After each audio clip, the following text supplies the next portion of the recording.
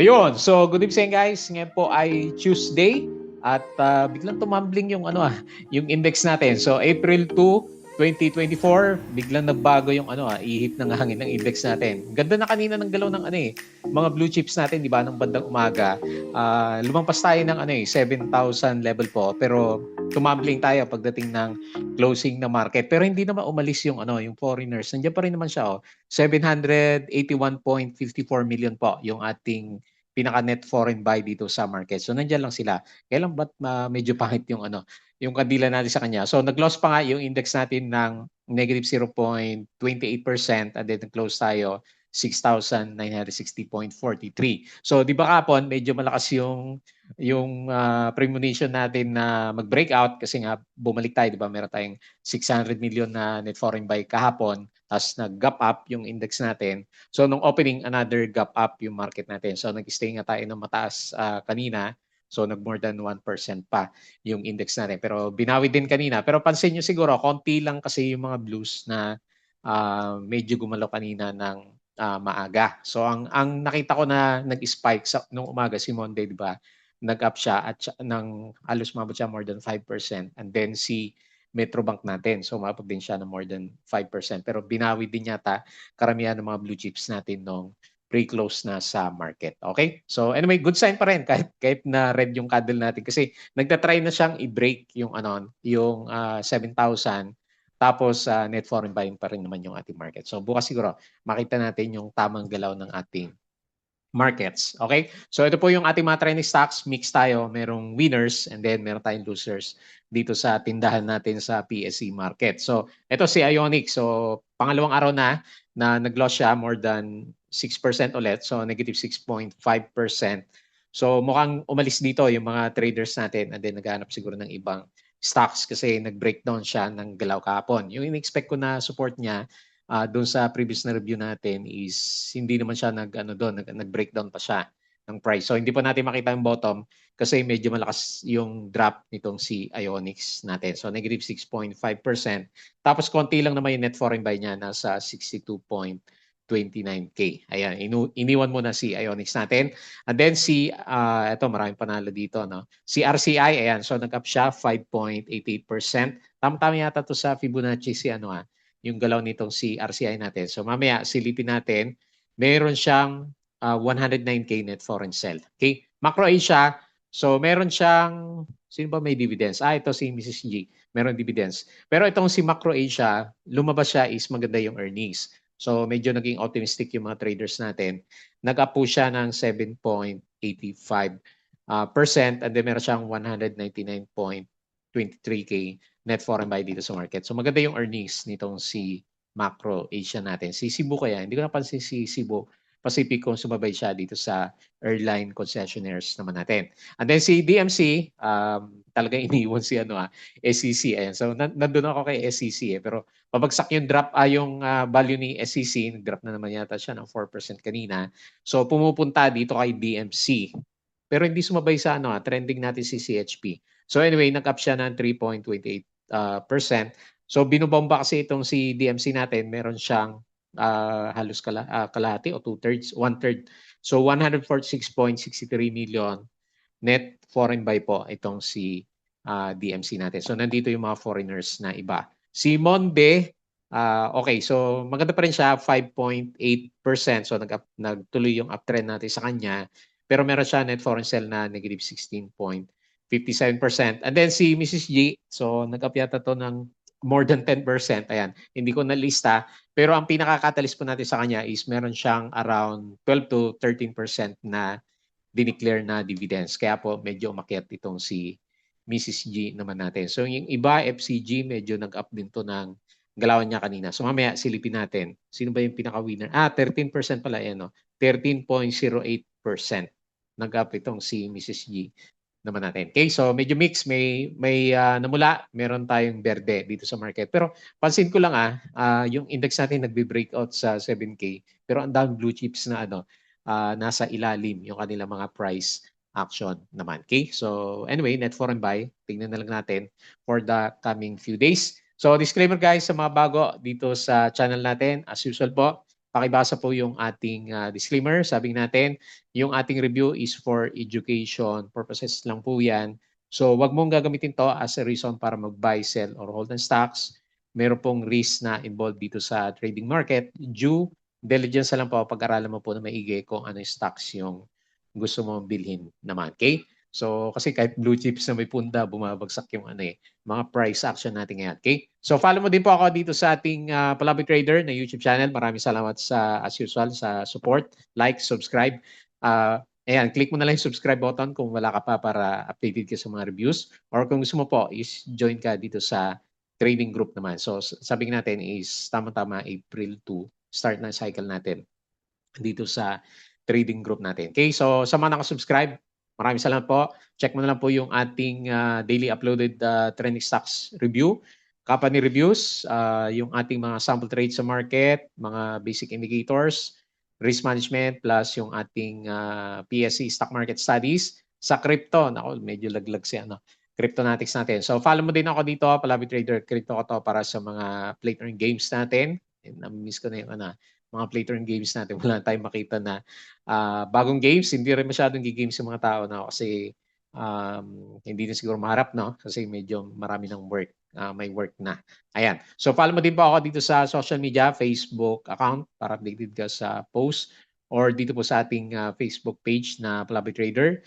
Bodega Picks sa articles natin sa local market, dito sa crypto at saka dito sa US market.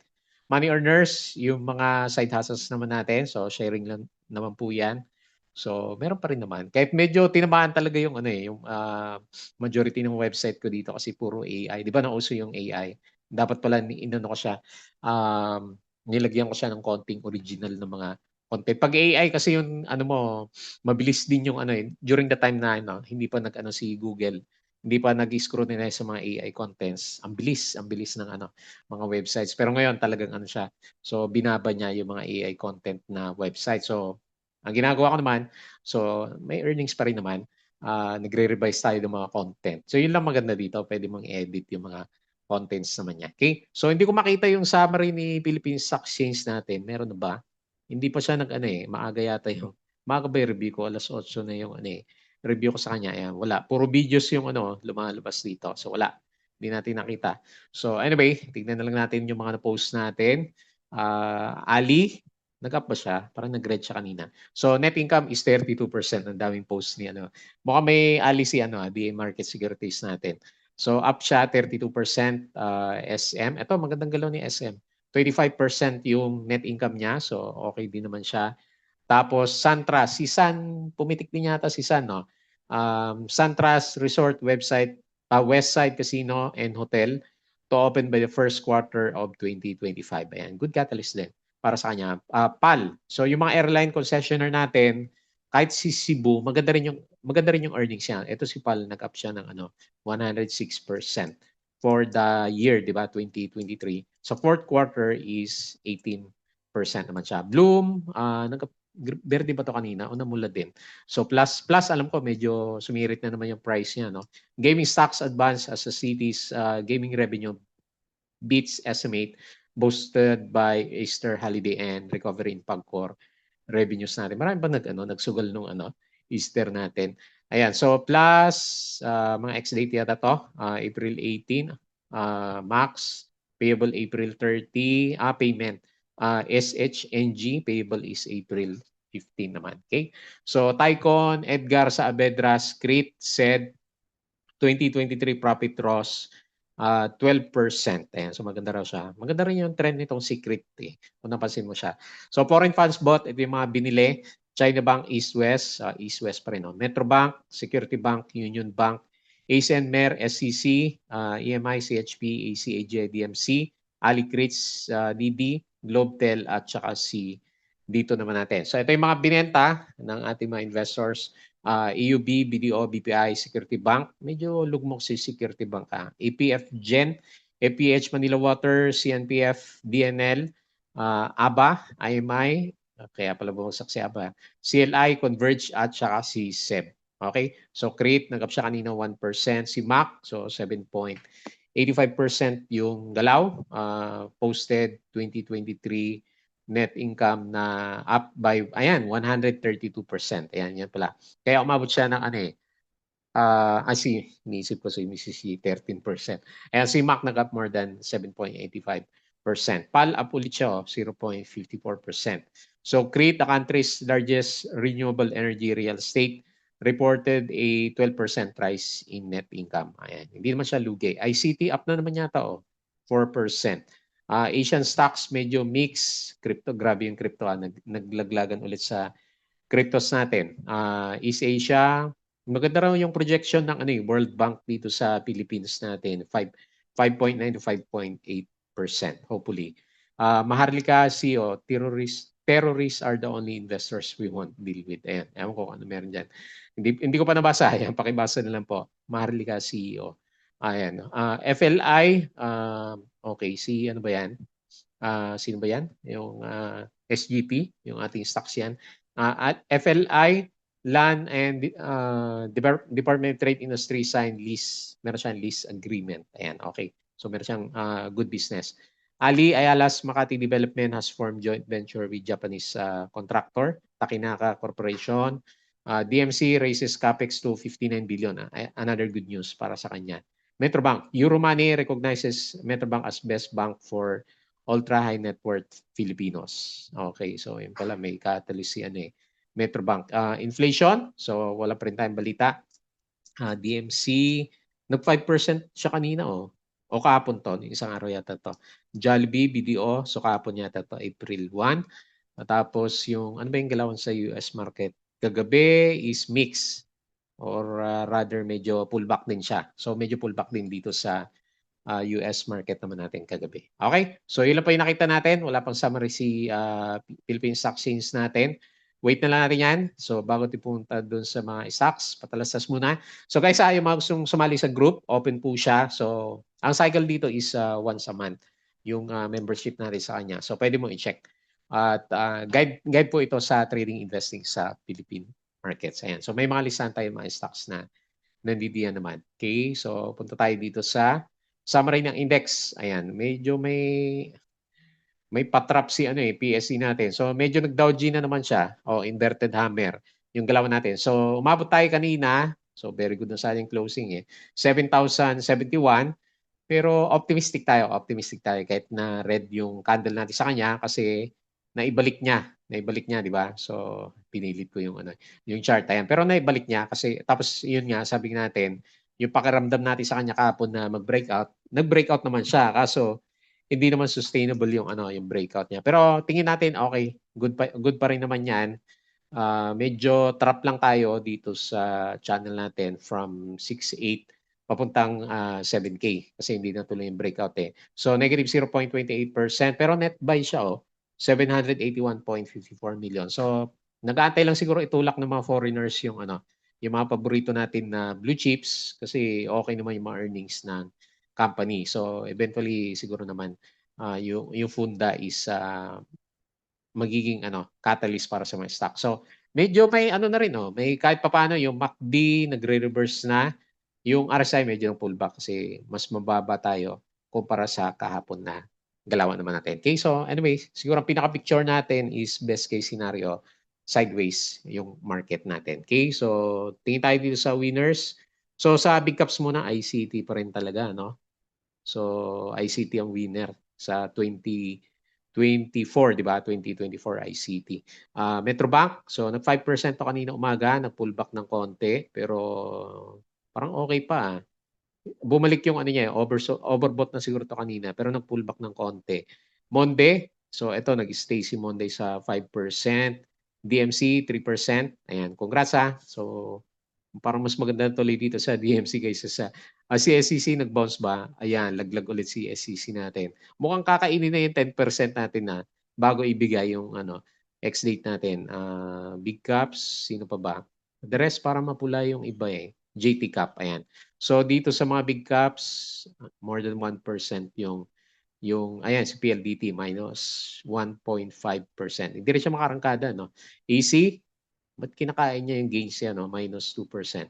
At saka si BDO, ito naman ang pagdiskitahan. Ayan, so nag-close the gap si BDO minus 3%. Okay? Yun po yung mga big caps. So sa winners, si Mrs. G kasi meron nga po siyang ito 13%, no? 12%, tama ba? 6% at saka meron siyang 7. So 11 or 12% yung dividends. Pero yung galaw niya 13%, no? Good.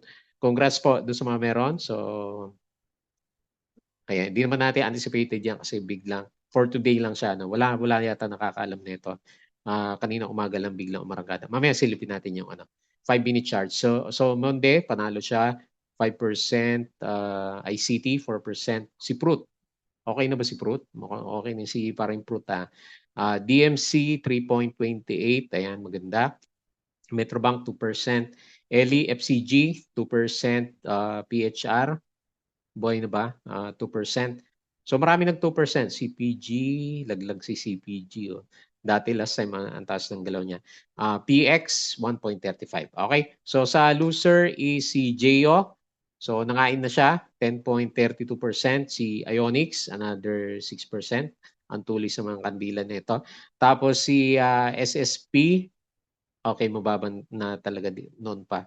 Si ano natin, SSP. Red Sea, wala kasing volume si Red Sea, 300 lang lagi yung ano niya. Kaya basag-basag yung price. Costco, si ABA natin, ayan, laglag si ABA ko.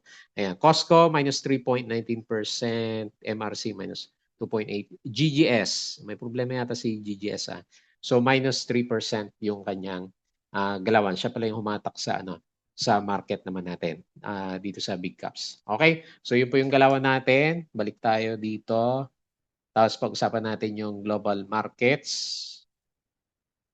Okay, double check ko lang baka mamaya hindi naka-record. Ayan, so okay, medyo pangit dito sa Kaya siguro medyo tumumbuang si Philippine Stock Exchange natin eh. So Nasdaq negative 0.4, medyo pangit yung futures. Dow Futures negative 0.4, S&P is negative 0.3%. Okay. So based dito sa galaw, kahapon is pa-drop siya and then ngayon medyo pangit. So mukhang hindi maganda bukas yung trading natin. European markets, verde pa rin naman siya pero namumula na yung galaw niya. Tapos dito sa bandang okay. So medyo mixed tayo dito sa Asia Medyo may mapula, meron berde. Si Hang Seng, ang taas ng galaw, 2.36% yung ginalaw naman niya. Okay? So mukhang mapula tayo bukas dito sa market natin. So ayan, si crypto nag-pullback ulit. So grabe yung nito, no? So 5% lagi yung spike saka drop eh. So ngayon drop siya 5% si Bitcoin 65K. Malapit na halving nito April ang sabi nila eh. Ethereum 3.3 and then balik sa 554 si BNB na. Ang dami nag-drop dito ngayon no. Shorting ang labanan natin dito sa crypto currencies natin si TRX meron ako mga TRX laglag.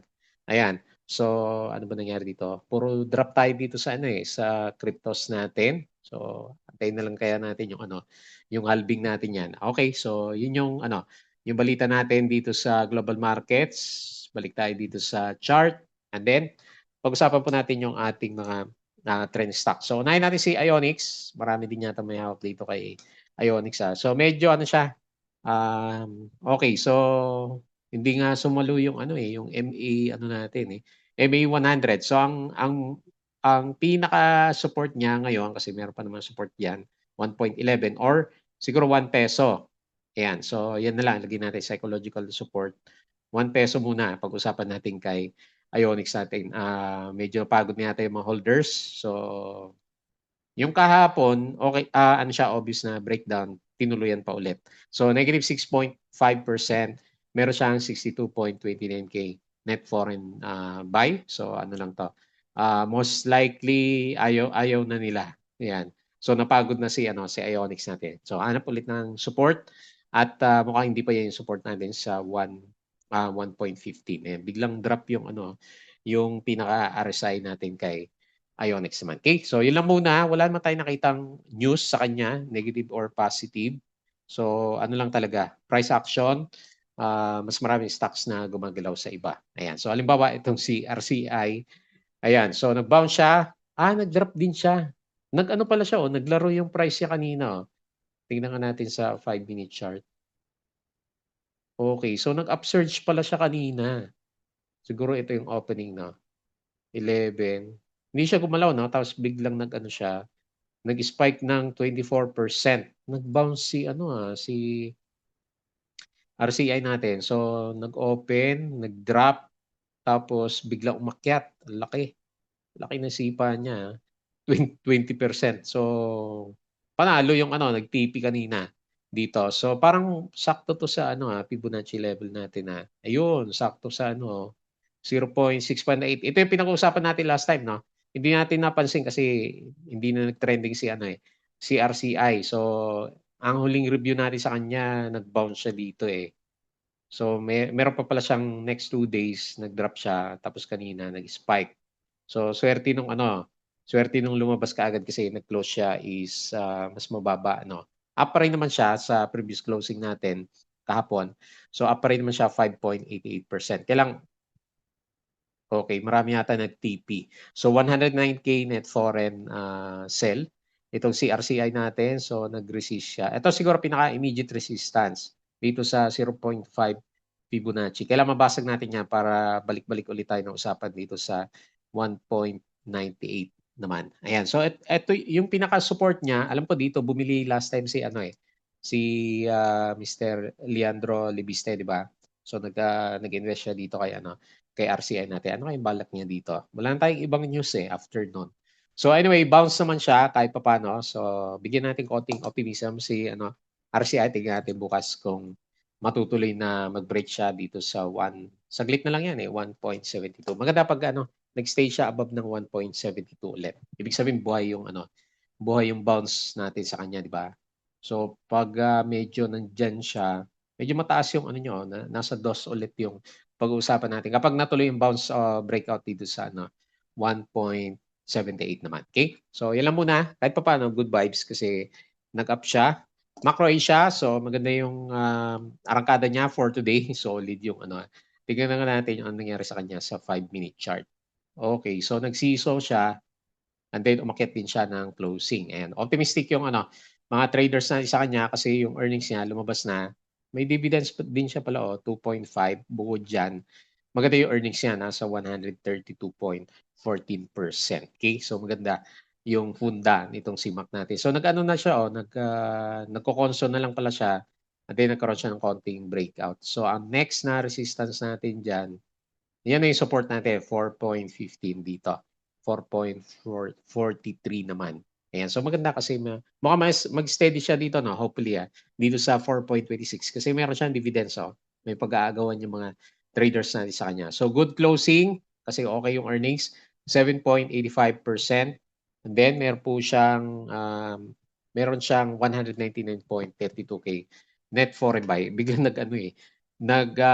overbought yung RSI natin kasi nag-spike siya. Malakas kasi 7%. Ayan. So hopefully, yan na yung pinaka-ano natin sa kanya, pinaka-move, breakout mode para sa matagal na consolidation ng price action naman natin. Ayan. So hindi ko makuha yung line. Okay din yung ano, MACD formation. Malinis yung galaw ni ano, ni MAC natin. Hopefully meron pa siya, basagin pa niya yung 4.43 level naman natin. Next, DMC, iniwan na si SCC. Ayan, so andito na si DMC, marangkada si DMC, breakout pa pala yung ano, price action niya. Akala ko hanggang dito na lang siya, Wala pa rin naman yung dividendo, so inantay pa rin naman natin. Ang maganda sa kanya, tinulak kasi siya. Ayan, meron siyang tulak, 146.63 million net foreign buy. So nag-shift dito yung mga traders natin 'no, iniwan si SCC. So parang gusto niya i-break 'tong ano, previous, 52-week high natin dito sa 13 pesos. So support natin 'yan 12.3 and then potential breakout dito sa 13.02. Ayan, medyo maganda yung ano, yung trend niya. Okay, so parang nag-parabolic na rin siya, kasi yung trend niya na-break na rin niya, kung ito yung pinaka-trend natin sa kanya. So gamitin natin yung baba na reference. So nag-breakout na rin siya sa channel niya. Okay, so maganda. Maganda pinapakita niya. So on route siya para sa 13 peso. So up siya 3.28%. So very good si DMCI natin. Tapos meron siya 146.63 million net foreign buy. So, okay lahat ng ano niya, oh. Okay lahat ng indicators. Tapos, syempre, maganda sa kanya, buhay na buhay kasi yung volume nitong si DMC naman. Okay? Next, Monde. So, panalo din si Monde natin, ha. Okay, buti pa si Monde, no? Wala pa siyang earnings na, annual earnings na lumabas. Pero parang okay siya, no? Pag inad mo lang, may negative 17 siya. Ito, pero 65 to eh. So, most likely, maganda rin yung earnings niya sa 2023. So, meron siyang, parang ito yung malaking trading channel niya. Ayun, no?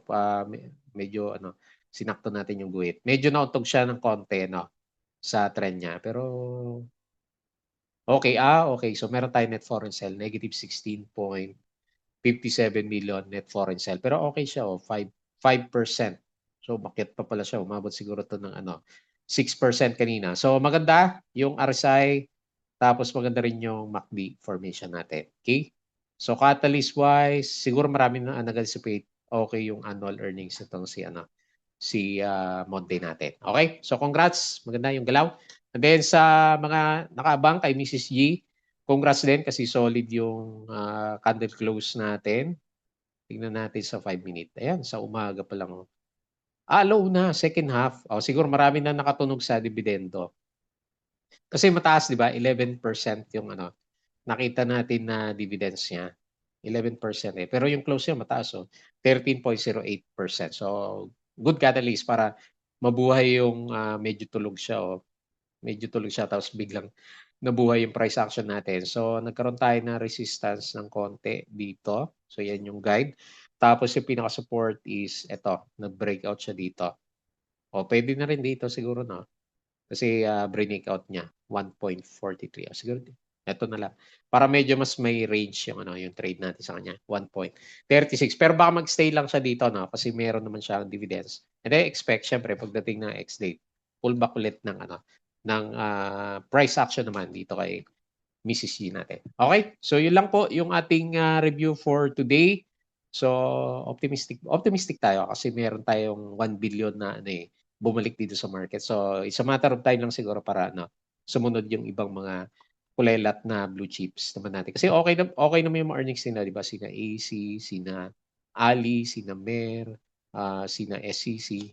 Ayan. So, wait na lang natin na mag-recover yung mga price action naman. Ayan. So, medyo interesado ako kung breakout. Tutuloy yung breakout natin bukas kasi tingnan mo contradicting siya eh. Yung candle is mapula pero net foreign buy. So, bukas hula, matutuloy siguro yung breakout. Ayan, optimistic tayo. So, as usual, baka tayo close, please don't forget to subscribe dito sa ating Palaboy Trader na YouTube channel. Kung gusto mo ng guide, sali ka lang po dito sa group. Crypto ko to, Facebook account, Facebook page, Bodega Big Money Earners. Ayan, may ads. Tapos yung Twitter and then yung Patreon natin. So, sa mga gusto po ng guide sa trading sa Philippine markets, open po yung group natin. So, yun lang. Maraming salamat. Kita po ulit tayo bukas.